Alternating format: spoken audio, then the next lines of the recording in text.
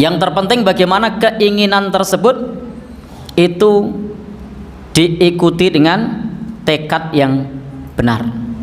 Karena ada kalanya keinginan yang kita inginkan itu bukan niat.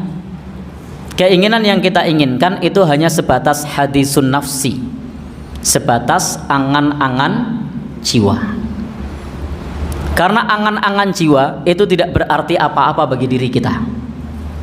Yang akan berarti bagi kita itu adalah niat, bukan angan-angan jiwa.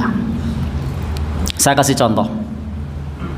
Bapak Ibu di waktu malam punya keinginan untuk qiyamul lail, tapi tidak pasang alarm juga, tidak pesan orang untuk membangunkan, dan ternyata ketika malam bangun, apa yang dilakukan? Betulin selimut, lihat jam masih panjang, tidur lagi, padahal punya niat mau qiyamul lail. Setelah itu kemudian ngelihat jam lagi, udah bangun lagi, masih panjang, tidur lagi. Bahkan alarmnya sudah disetting, bentar lagi mau bangun yang terakhir. Begitu alarmnya hidup, alarmnya dimatikan, orangnya ikut mati. Maka ini namanya hadisun nafsi. Ini hanya sebatas angan-angan jiwa. Ini bukan niat. Jadi ini hanya sebatas angan-angan jiwa. Dan seringkali kita seperti itu. Maka ini belum terhitung sebagai amal soleh. Kapan terhitung sebagai amal soleh? Kapan terhitung sebagai sesuatu itu bermanfaat bagi kita? Ketika kita sudah meniatkan dengan sidqun niyah, niat yang benar. Jadi niatnya harus benar, lillahi subhanahu wa ta'ala. Sidqul azam, tekadnya harus benar. Kadang sudah punya niat, belum punya tekad, sehingga yang terjadi hanya bisikan jiwa.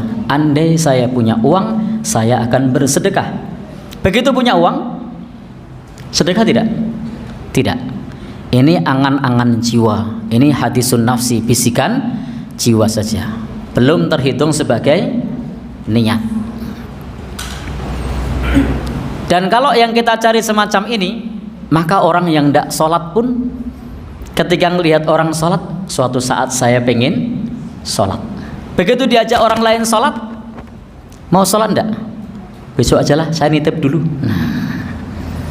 Berarti keinginan sholatnya kemarin apa? Bisikan jiwa saja, hadisun nafsi, belum terhitung sebagai niat. Maka supaya punya kekuatan itu harus ditingkatkan menjadi sebuah niat, sidqun niyah. Kemudian sidqul azam, benar dalam tekad. Niat yang diikuti dengan tekad. Apa itu? Tidak ditunda-tunda lagi.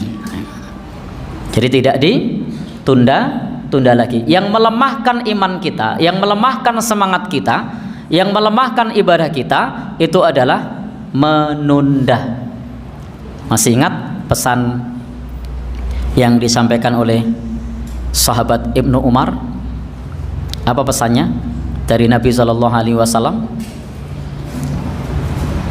Kalau kamu di waktu pagi, jangan tunggu di waktu sore.